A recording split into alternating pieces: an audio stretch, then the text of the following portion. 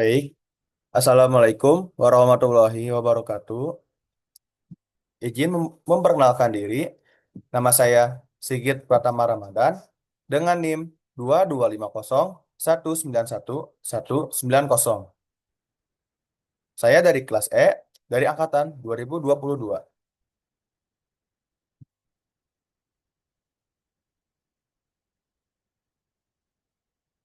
Di sini, saya akan mempresentasikan atau memaparkan hasil dari hasil dari tugas sebelum praktikum farmasi terpadu.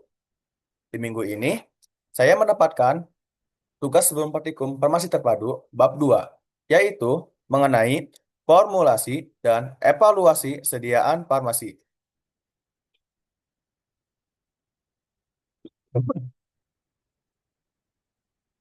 Baik, di sini tercantum untuk tugas sebelum praktikumnya. Di sini terdapat 3 soal. Soal yang pertama yaitu sebutkan dan jelaskan parameter evaluasi fisik utama yang harus dilakukan pada sediaan tablet dan sirup atau suspensi berdasarkan Farmakope Indonesia, termasuk kriteria penerimaannya. Untuk soal nomor 2, yaitu jelaskan perbedaan fungsi dan prinsip kerja instrumen dan aparatus psikometer, preabilator, dissolution tester, hardness tester, moisture analysis, dan rapid density tester dalam konteks evaluasi mutu sediaan farmasi. Untuk soal yang ketiga, yaitu bacalah dan buatlah rangkuman mengenai persyaratan stabilitas fisik, sediaan emosi, dan sebutkan faktor-faktor yang dapat ketidakstabilan fisik, seperti creaming, cracking, atau sedimentasi.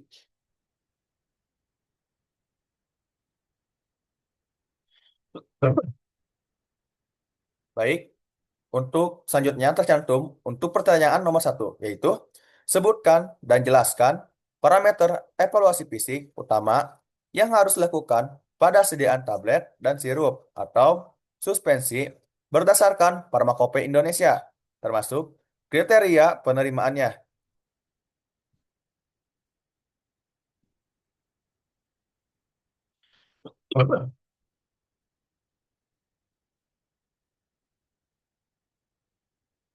Untuk yang pertama, yaitu ada evaluasi fisik sediaan tablet.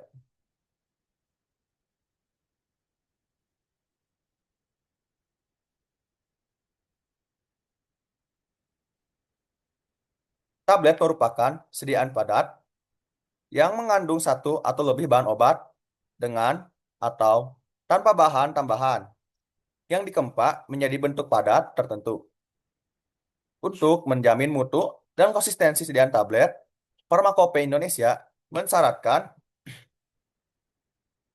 sejumlah pengujian fisik yang harus dilakukan sebelum tablet diedarkan. Untuk evaluasi yang pertama, yaitu ada uji keseragaman bobot atau disebut uniformity of weight. Uji keseragaman bobot adalah prosedur pengujian yang dilakukan dengan menimbang sejumlah sampel sediaan obat satu persatu untuk kemudian membandingkan bobot masing-masing dengan bobot rata-rata dari seluruh sampel.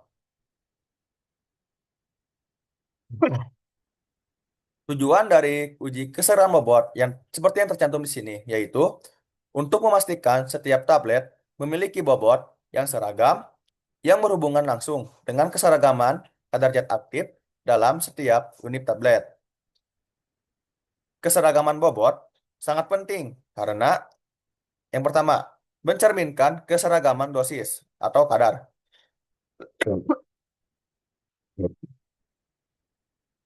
Pada sediaan yang mengandung 50 mg atau lebih zat aktif tunggal dan zat aktif tersebut merupakan 50% atau lebih dari bobot total sediaan, keseragaman bobot dianggap mencerminkan keseragaman dosis atau kadar obat. Untuk yang kedua, yaitu menjamin keamanan terapi. Dosis yang tidak seragam antar unit dapat menyebabkan beberapa pasien mendapatkan dosis terlalu rendah atau kita sebut kurang efektif. Dan pasien lain mendapatkan dosis terlalu tinggi, berisiko toksisitas atau efek samping. Dan yang ketiga yaitu mengontrol proses produksi. Bobot tidak seragam menunjukkan adanya masalah pada proses pencetakan tablet atau pengisian kapsul atau pulveres, seperti ketidaktepatan dalam pengisian cetakan atau filling atau ketidakseragaman dalam granul yang digunakan.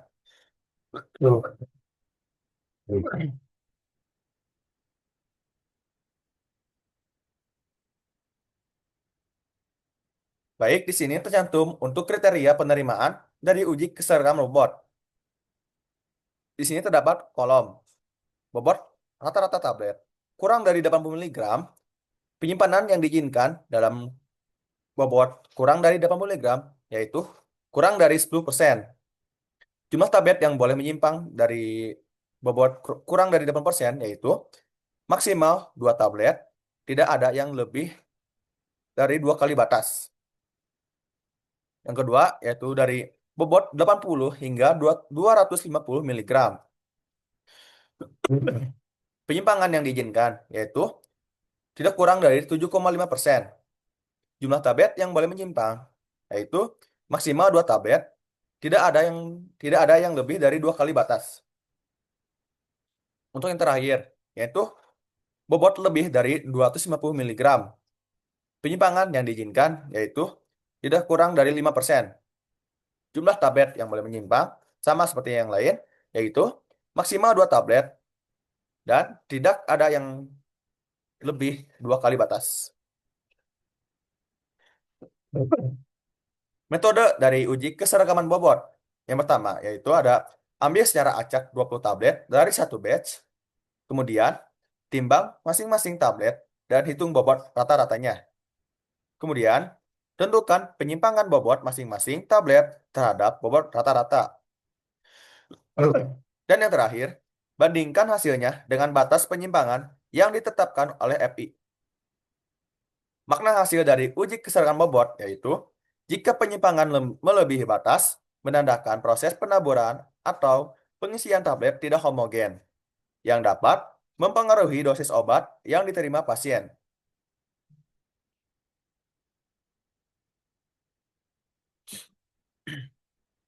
Untuk evaluasi yang kedua, yaitu ada uji kekerasan tablet atau kita sebut Hartner test. Uji kekerasan tablet didefinisikan sebagai uji kekuatan tablet secara keseluruhan yang diukur dengan memberikan tekanan hingga tablet retak atau pecah. Biasanya diukur pada diameter tablet. Hasilnya dinyatakan dalam satuan gaya seperti kilovolt atau kita singkat kP dan kilogram atau kita sebut kilogram, kg atau newton N. Tujuan dari uji kekerasan tablet yaitu menentukan daya tahan tablet terhadap tekanan mekanik selama proses penanganan, pengemasan, dan transportasi. Tablet yang terlalu lunak mudah hancur, sedangkan yang terlalu keras sulit hancur di saluran cerna. Metode dari uji kekerasan tablet yaitu tablet yang baik memiliki kekerasan antara 4 hingga 8 kg atau 40 hingga 80 Newton. Tablet kunyah.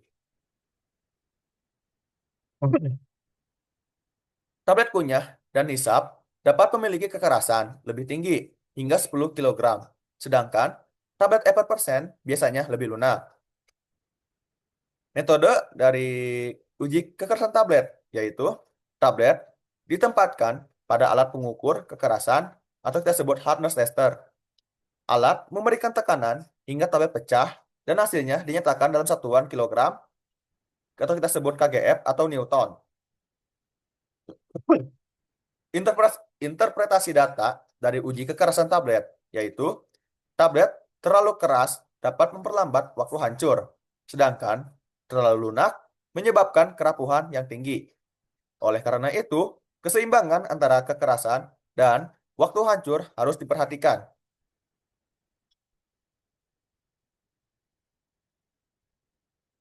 Baik, selanjutnya untuk yang ketiga yaitu ada uji kerapuhan atau variability test.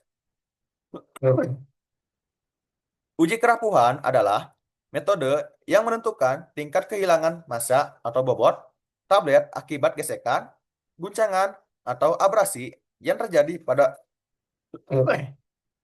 pada permukaan tablet ketika tablet dijatuhkan dan diputar dalam alat khusus selama waktu tertentu. Hasil uji kerapuhan dinyatakan dalam persentase kehilangan bobot.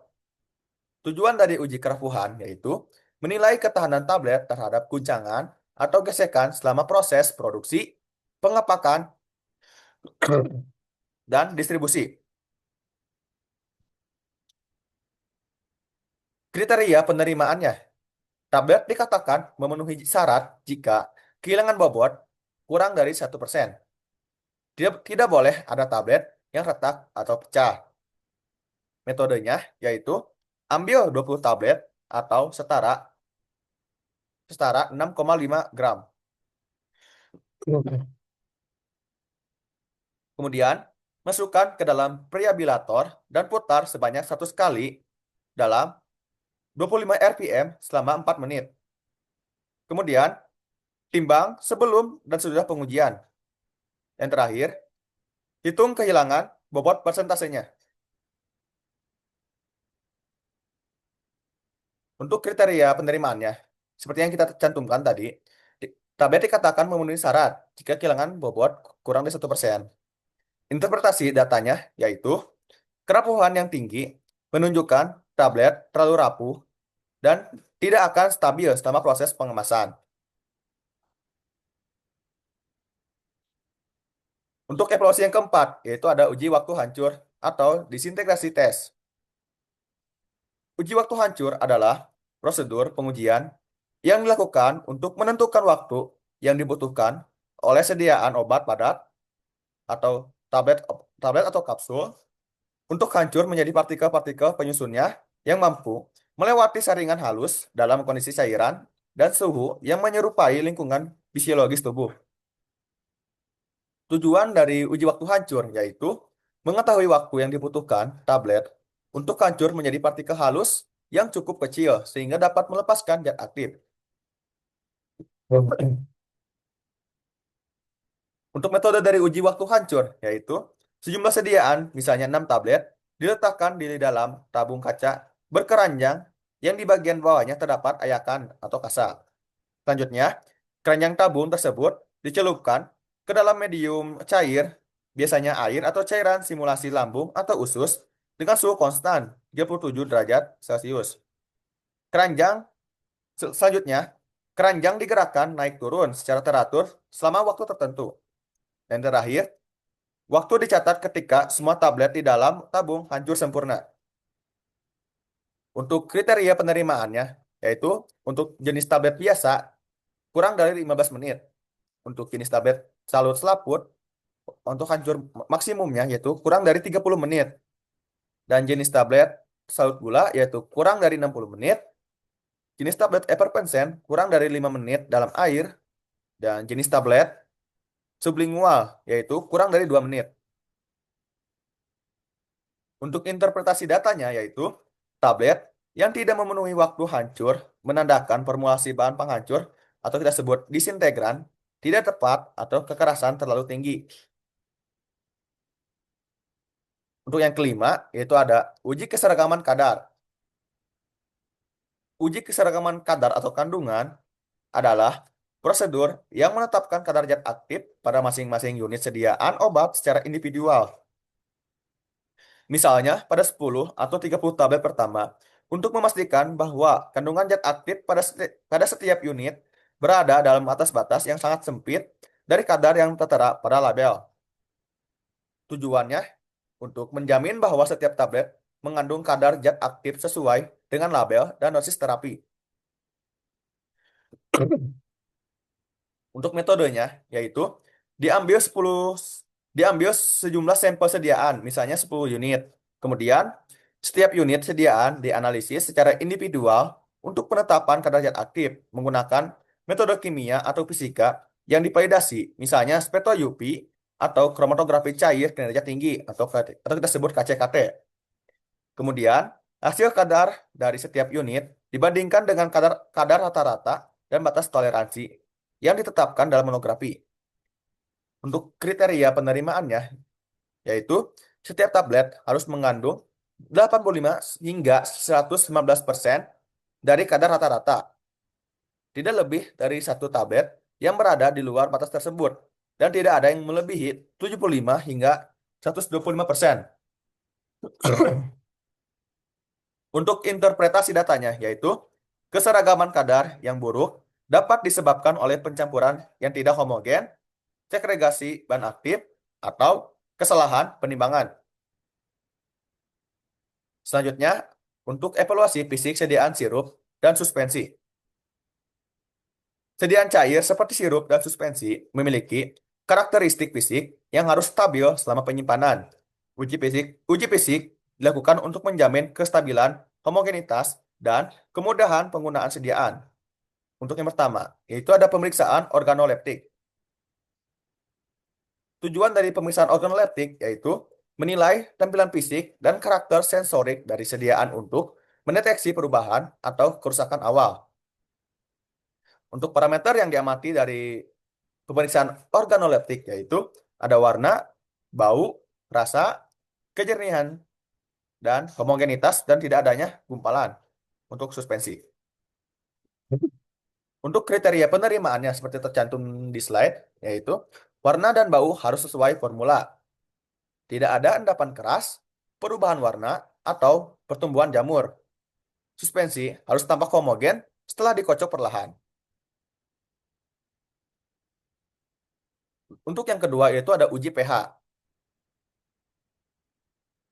Uji pH adalah pengujian yang dilakukan untuk menentukan tingkat keasaman atau kebasahan derajat keasaman sediaan tersebut.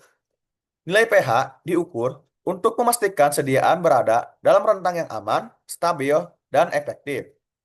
Tujuan dari uji pH yaitu menjamin stabilitas zat aktif dan kenyamanan saat penggunaan oral. pH juga mempengaruhi rasa dan stabilitas pengawet.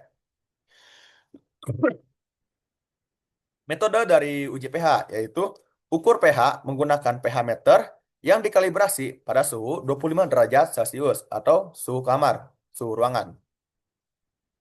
Untuk kriteria penerimaannya, yaitu untuk sirup, berada di rentang pH 4 hingga 7.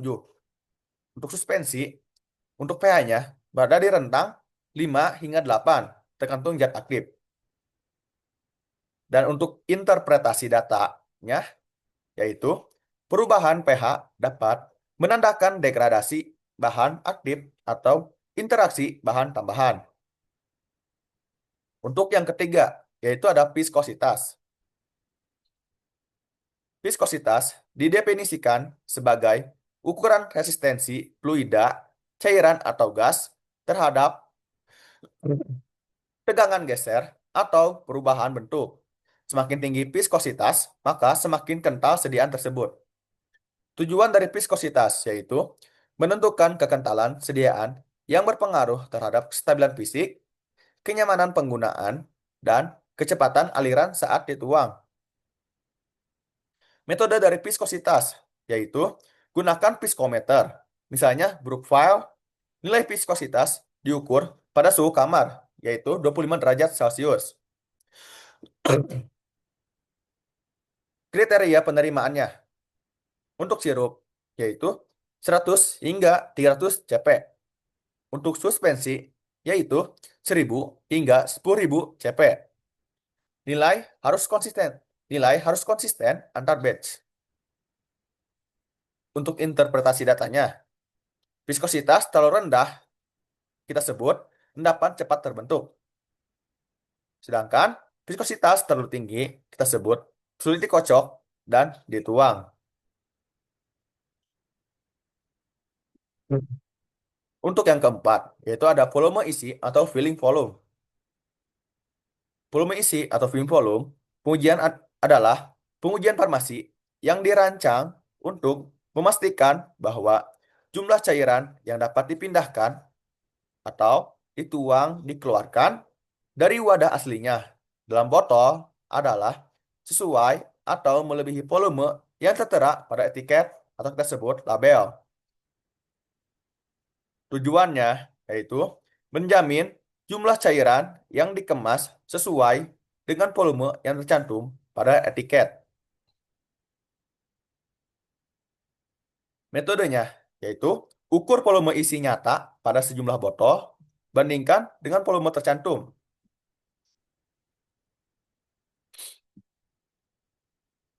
Untuk kriteria penerimaannya yaitu volume aktual tidak boleh kurang dari 100% dari volume tertera.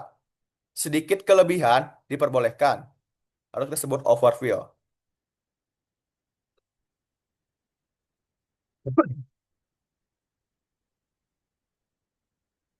Untuk yang kelima, yaitu ada uji res uji redispersibilitas atau suspensi. Tujuannya yaitu menilai kemampuan endapan dalam suspensi untuk terdispersi kembali menjadi homogen setelah penyimpanan. Metode untuk metodenya yaitu suspensi disimpan dalam posisi tegak selama waktu tertentu.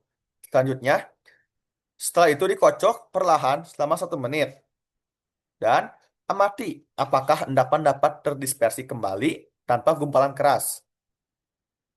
Untuk kriteria penerimaannya, yaitu endapan harus mudah terdispersi kembali dan menghasilkan cairan homogen tanpa butiran besar atau lapisan terpisah.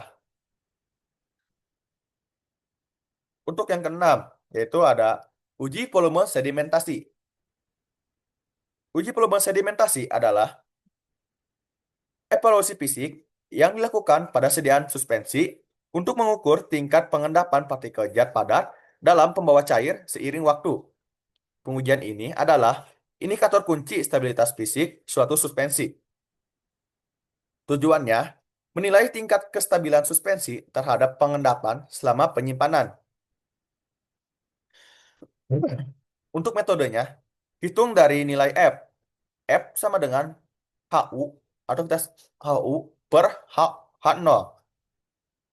HU adalah tinggi endapan setelah penyimpanan dan H0 yaitu total tinggi suspensi. Kriteria penerimaannya yaitu nilai F lebih dari 0,9 menandakan kestabilan baik. Endapan tidak boleh keras atau tidak dapat dikocok kembali. Untuk selanjutnya yaitu ada uji homogenitas.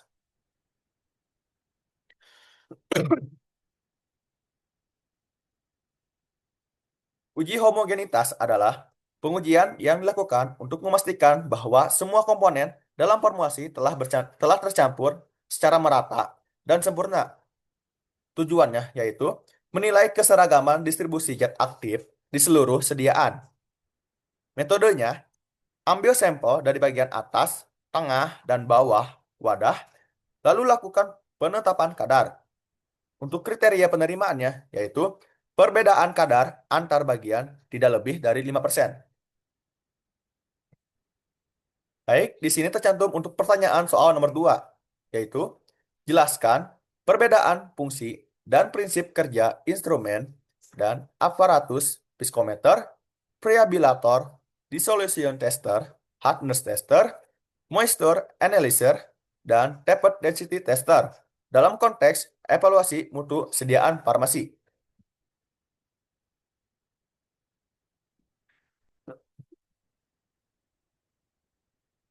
Baik, di sini tercantum untuk jawaban soal yang kedua. Yang pertama yaitu ada piskometer. Piskometer digunakan untuk mengukur viskositas, pengentalan, suatu cairan atau semi padat seperti sirup, gel, suspensi, dan krim. Viskositas menggambarkan tahanan aliran suatu fluida dan berpengaruh pada stabilitas fisik, kenyamanan penggunaan, serta homogenitas sediaan. Prinsip kerja dari uji pis- prinsip kerja dari piskometer yaitu berdasarkan tambatan fluida terhadap gaya geser atau shear stress. Terdapat beberapa tipe piskometer, misalnya piskometer kapiler atau kita sebut Oswald, yaitu untuk mengukur waktu aliran cairan melalui pipa kapiler karena gaya gravitasi. Yang kedua, ada piskometer rotasional, yaitu Brookfield, untuk mengukur torsi yang diperlukan untuk memutar spindle dalam sampel. Semakin tinggi gaya yang dibutuhkan, maka semakin tinggi viskositasnya.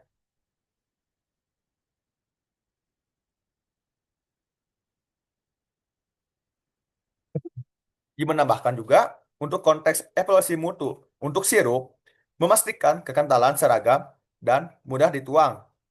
Untuk suspensi, memastikan partikel tetap terdispersi dan tidak secepat mengendap.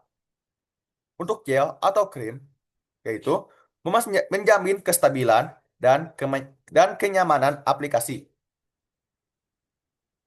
Untuk yang kedua, yaitu ada Preabilator atau Tablet Preability Tester. Preabilator digunakan untuk menilai ketahanan tablet terhadap gesekan atau guncangan mekanis selama proses produksi, pengemasan, dan transportasi. Parameter ini menunjukkan daya tahan fisik tablet. Prinsip kerjanya yaitu tablet dimasukkan ke dalam drum silinder berputar biasanya 25 RPM atau selama 4 menit setara 100 putaran. Tablet akan jatuh dan bergesekan di dalam drum, lalu ditimbang sebelum dan sesudah pengujian. Penurunan bobot dalam persen menunjukkan tingkat kerapuhan tablet. Untuk konteks evaluasi mutunya yaitu tablet yang baik memiliki keyengan bobot kurang dari 1%. Nilai lebih tinggi menandakan kompresi tidak optimal atau pengikat terlalu sedikit. Uji ini tidak berlaku untuk tablet kunyah, hyperpersen, atau saut keras. Untuk yang ketiga, yaitu ada dissolution tester.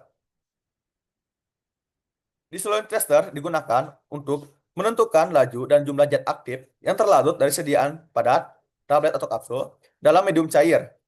Uji ini mensimulasikan proses pelarutan obat di saluran pencernaan, penting untuk menilai bioavailabilitas.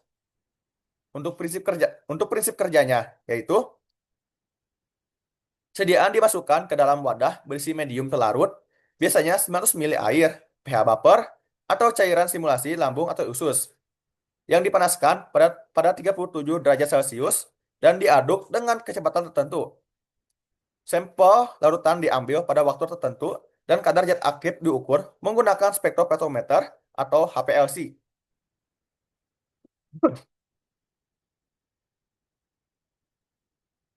Yang keempat itu ada hardness tester. Fungsi dari hardness tester yaitu digunakan untuk mengukur kekuatan mekanik tablet terhadap tekanan, menunjukkan kemampuan tablet untuk bertahan selama proses produksi dan distribusi tanpa hancur. Untuk prinsip kerjanya yaitu tablet diletakkan di antara dua pelat, lalu diberikan tekanan perlahan-lahan hingga tablet pecah. Gaya maksimum yang menyebabkan pecah diukur dalam kilogram, gaya atau disebut kgf atau newton.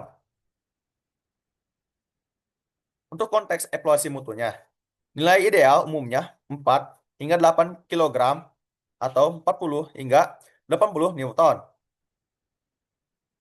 Tablet terlalu keras yaitu sulit hancur waktu disintegrasi lama. Tablet terlalu lunak, mudah rapuh, dan gagal uji reliabilitas. Hubungan antara kekerasan dan waktu hancur harus seimbang untuk menjamin ketersediaan hayati obat. Yang kelima, itu ada moisture analyzer atau pengukur kadar air. Fungsinya, alat ini digunakan untuk menentukan kadar air dalam bahan baku, granula, atau produk jadi seperti tablet, serbuk, dan ekstrak. Kadar air memengaruhi stabilitas, kekerasan, dan daya simpan sediaan. Prinsip kerjanya. yaitu bekerja berdasarkan pemanasan dan penimbangan simultan. Termografimetrik metode. Sampel ditimbang, lalu dipanaskan, biasanya pada suhu 105 derajat Celcius hingga kadar air menguap, dan alat menghitung penurunan berat persen secara otomatis. Berat moisture analyzer juga menggunakan sensor infrared atau IR untuk mempercepat pemanasan tanpa merusak sampel. Untuk konteks evaluasi mutunya yaitu kadar air terlalu tinggi, artinya risiko pertumbuhan mikroba dan degradasi bahan aktif. Kadar air terlalu rendah, artinya tablet rapuh atau sukar dikempa. Rentang optimum tergantung jenis bahan, biasanya kurang dari 5% untuk sediaan padat. Untuk yang keenam, yaitu ada tapered density tester. Fungsinya digunakan untuk menentukan densitas ketuk atau tapered density suatu serbuk atau granul. Data ini digunakan untuk menilai sifat alir dan kemampuan kompresi serbuk, penting dalam proses pembuatan tablet. Untuk prinsip kerjanya yaitu serbuk dimasukkan ke dalam silinder ukur, lalu diketuk secara mekanik, biasanya 500 hingga 1250 kali. Selama diketuk, volume serbuk berkurang karena partikel mengisi rongga antar partikel.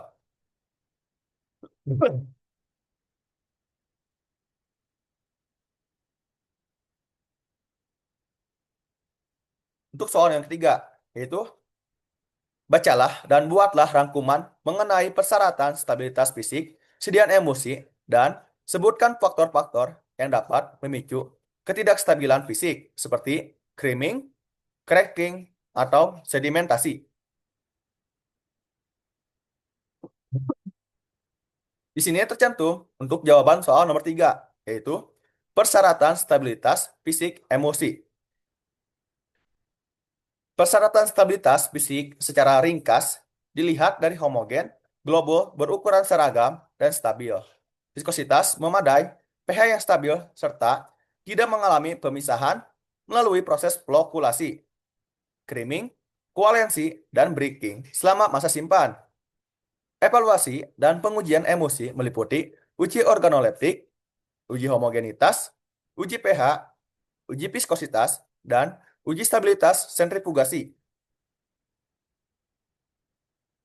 Emosi dikatakan tidak emosi dikatakan tidak stabil bila didiamkan, yaitu fase dalam membentuk koalesensi atau agregat tetesan.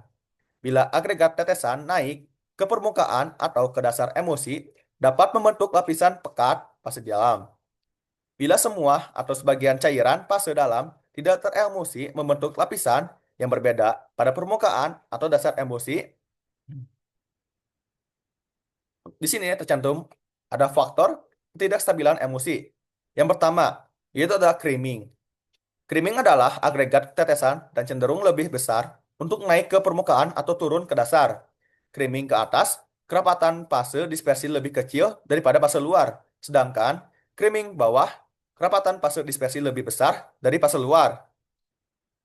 Tentunya ada breaking. Breaking, agregat tetesan dalam evaluasi bergabung membentuk pemisahan fase menjadi suatu lapisan. Ada flokulasi. Penggumpalan globul tanpa penggabungan permanen terjadi karena lemahnya gaya tolak-menolak antar globul. Ada inversi fase.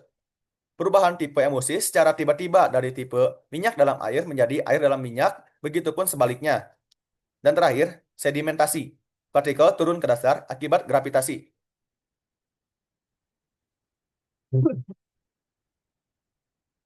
Baik, sekian dari saya.